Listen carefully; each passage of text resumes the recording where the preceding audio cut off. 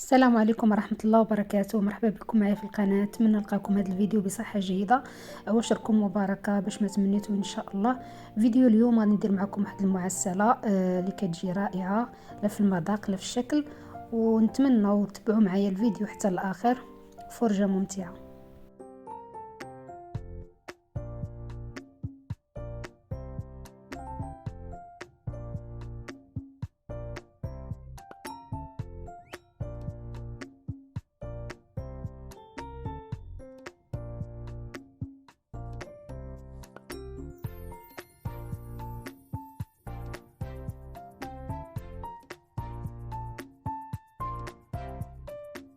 هنايا اول حاجه كناخذوا اللوز. عندي هنايا واحد 600 غرام، كتشوفوا نتوما على حسب شحال بغيتو ديروا، يعني نص كيلو يا كيلو.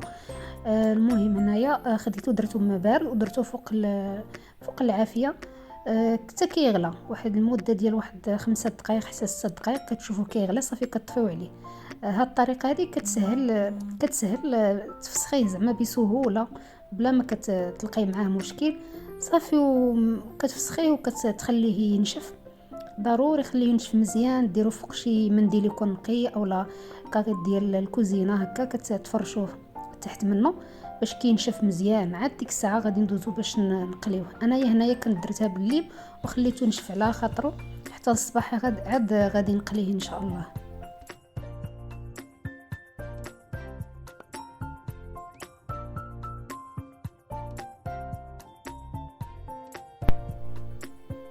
كما كتشوفوا هنايا من بعد ما صافي نشف ليا مزيان كندوز هنا باش كنقليه.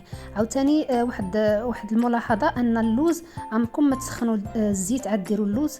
كديروا اللوز في الزيت يكون بارد باش ملي كديروا مثلا سخون نتا كتسخني كتحطيه كيحمر لك من الفوق وتيبقى من الداخل ما كيجيش يعني مقرمش.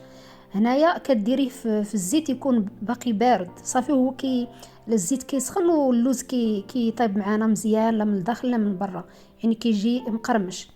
كنتمنى تكونوا هاد الملاحظه هذه فادتكم. صافي هنايا كندوز حتى كنقلي جميع الكميه، وهنايا كندوز كنطحنو. هنايا ضروري تطحنوه يعني مزيان، ماشي تخليهم مثلا هكايا كيبانوا حبيبات مهرمشين، ولا كيطحن مزيان.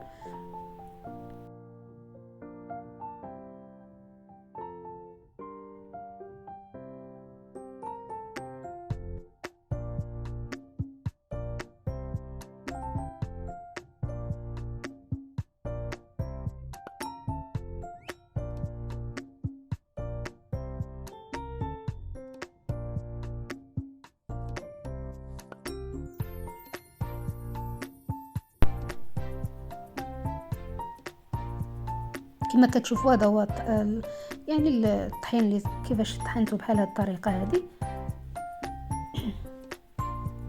هنا غادي ناخذو نخوي في الاناء اللي عندي، غادي ندوز نخلط فيه العقده.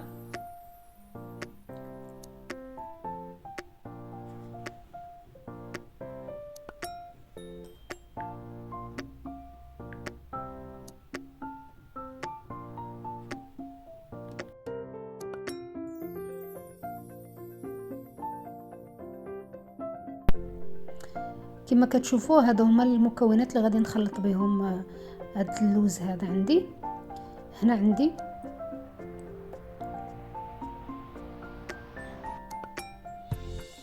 عندي هنايا الزبده اللي ذوبتها تقريبا واحد 100 غرام ديال الزبده، ما يعادل واحد 3 ديال المعالق.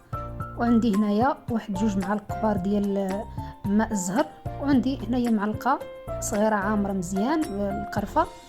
وهنايا المكون اللي كيعطي واحد اللذه كتجي رائعه، هنايا الحليب المكتف المحلى كيجي رائع بهذا الحليب المكتف. نتمنى تجربوه. صافي وكنحاول نجمع هاد العقده هذه، كتجمع معايا كنخلطها مزيان حتى كتولي يعني ممكن نديرها منها كويرات صغيره.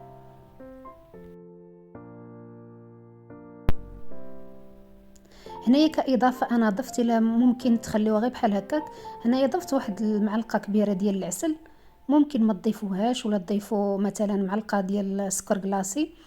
مهم انايا عندي درتها.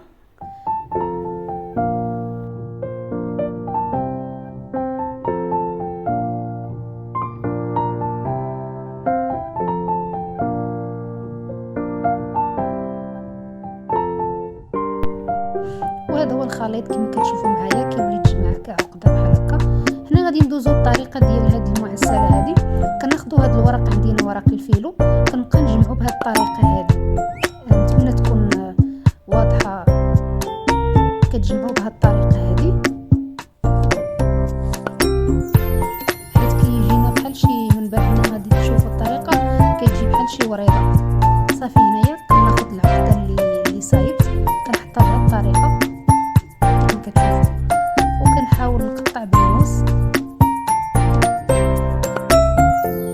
هنايا صافي كنجمع من الجهه ومن الجهه الاخرى، وكنحاول نزير عليها مزيان من الجنب هاد الشرك، وكنحطها في الطاوله اللي غادي ندخلها للفرن. هادوك الجناب ما عندكم نتوما كتصايبوا الجناب اللي كنتكوهم مزيان، نحاولوا ندهنوا واحد شويه ديال الزيت باش كيتسدوا، غير الجناب. ديك البلاصه فين تنقرص حاولوا تدهنوها بشويه ديال الزيت باش ما تحلش، ونحطوها في اللاطه. كنبقى بحال هكا حتى كنكمل. نتمنى تكون الطريقه واضحه. كما قلت لكم دوك الجناب اللي كنقرصهم دهنوهم بواحد شويه ديال الزيت. صافي نعاود واحد الوريقه معكم. هذه الطريقه كنتمنى تكون واضحه. كنجمعوا هاد الوريقه بهاد الطريقه.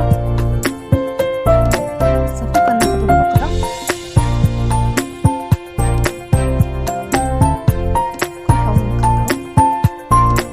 صافي وكنحاولوا نجمعوا من الجناب، كنجيبوا من الجنب لا جوج كنجيبوا من الاخر.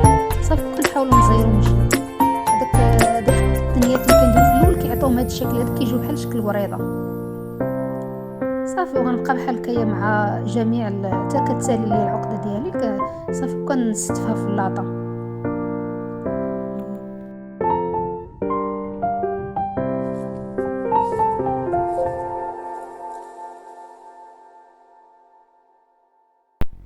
كما كتشوفوا معايا انايا من بعد ما كملت الكميه اللي عندي كندوز باش ندهنها بالزبده مذوبه. وهنا كيكون الفران عندي يعني مسخنه على درجه حراره 180. صافي كندخلوها للفران حتى كتحمر لينا. كما كتشوفوا هذا هو الشكل ديالو ملي كيخرجوا من الفران. هنايا ملي تنخرجوها مباشره كنخويو عليها العسل.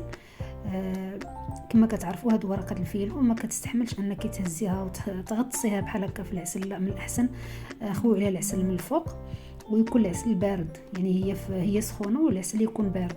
صافي هنا كنخليوها حتى تشرب داك العسل مزيان. ديك الساعه كنهزوها نديروها في شي باطه اللي غادي نحطوها فيها. صافي هذا هو الشكل ديالها.